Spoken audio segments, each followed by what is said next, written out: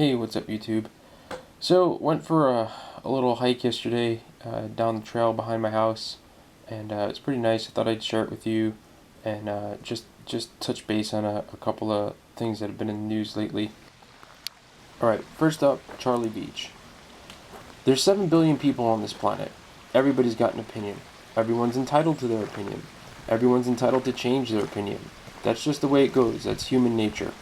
And the fact that people are getting so caught up on this guy and spending all the time to make vids and do the comments and everything, it really just shows you how, even in the truth movement, people are still caught up in the pop culture mentality.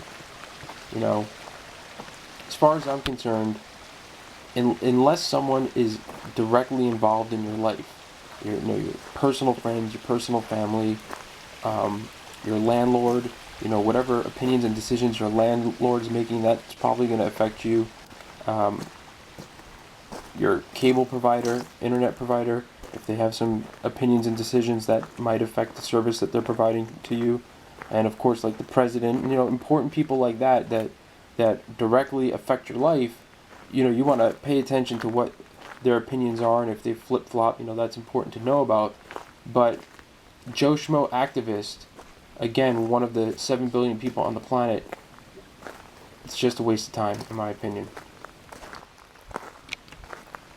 Alright, next thing I want to talk about real quick is the Second Amendment.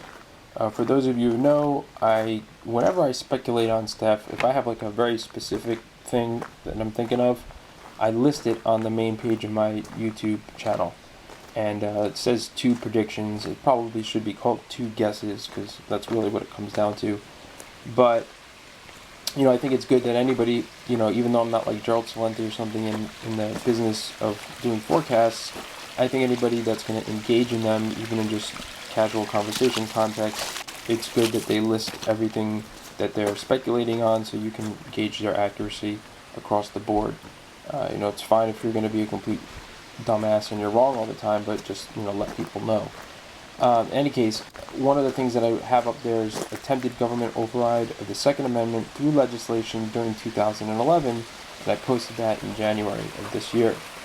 I've gotten a lot of PMs and a lot of comments on that, especially the latest Fast and Furious stuff and the new executive order about the guns in the southwestern states. And I just wanted to clarify that I do not think that there's going to be any kind of gun grab by the government. Okay? The modus operandi of these guys is always, and I repeat, is always small increments to implement their plan, right? And we've even seen it a lot in the last couple of years, like in Congress and stuff, where they'll try and implement one thing and it doesn't work, and they just keep trying to implement the same thing, the same bill or whatever, but just stuff it in another bill, or they'll package it as something else. And that's how these guys work. They do everything very slowly boil the frog, and then by the time you're awake to it, you really can't do anything about it. And if you try and do anything about it, you have so many increments to undo. It's a monumental task. Okay, so they're not going to do the gun grab, but I do think they're going to make it totally impossible to basically acquire new guns. And if you look at like the New York states where I am, you can't have crap. I mean, I think for the rifle, I think it's a 5-clip. That's the maximum clip you can have for like a semi-automatic rifle. And there's a whole bunch of stupid laws like that. It's really ridiculous. You can expect that's going to be across the board in all 50 states soon, and they'll probably even more. There's going to be extended background checks and all this stuff.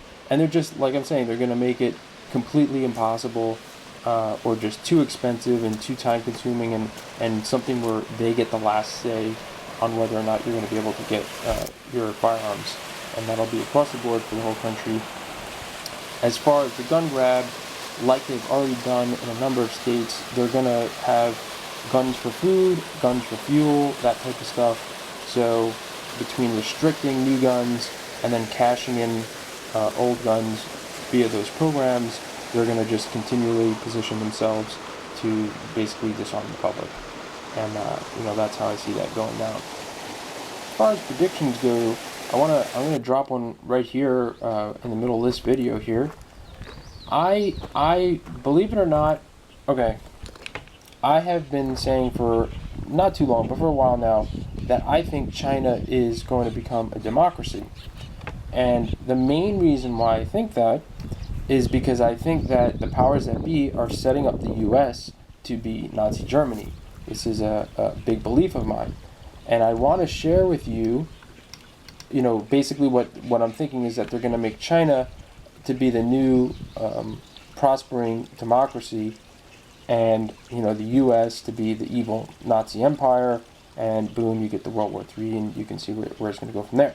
But I just want to share this two things with you. One article that I found here today: China says it's drawing up human rights plan, and China is drawing up a 4-year plan to improve the country's human rights record. Okay, and this article goes into more of that. But now I want to read you just another quote here from, this is an article from FP, and this is a very long article about the collapse of the Soviet Union, which is pretty interesting, but it is a long read.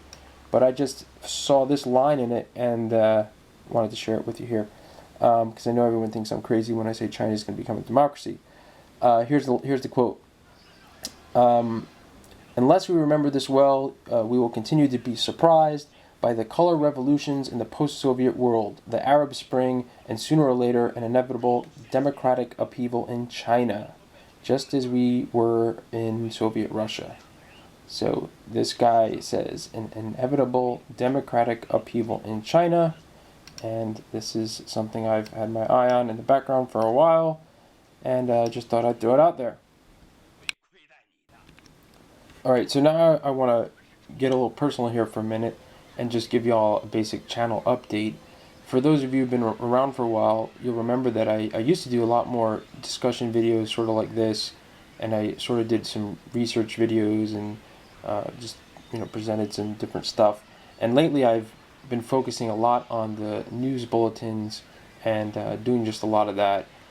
The main reason why I've been doing that is because I've just sort of been too busy to do the more in-depth video stuff, which there's a lot of stuff that I want to do and stuff that's partially done, but yeah, times have been, it's been really weird, man. The last like 3 or 4 months in particular, as everybody probably knows, I closed my business for 7 years and haven't been working, and just basically, I don't know, it's just been really weird. It's sort of like a really big transitional period, but there's nothing to transition to, if that makes any sense. So I've been trying to do a lot of thinking and figuring out exactly what I should be up to, and it sounds like it doesn't take a lot of time, but it really does. And of course the money is non-existent, which is always a challenge, and it just detracts from spending all the hours needed to put really good YouTube videos together.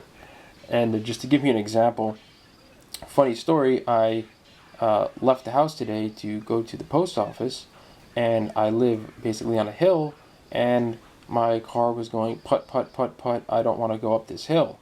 And it turns out that when your fuel thing is on E in the red, sometimes it really means it. So I had to try a couple times, and it didn't work either time. Luckily, I had about half a gallon of fuel left in one of my 6-gallon fuel drums, and believe it or not, that was enough to get me up the hill and to the gas station. And I had just about $15 to get a couple gallons of gas. Anyway, sob story, but I thought it was funny, so I shared with you guys.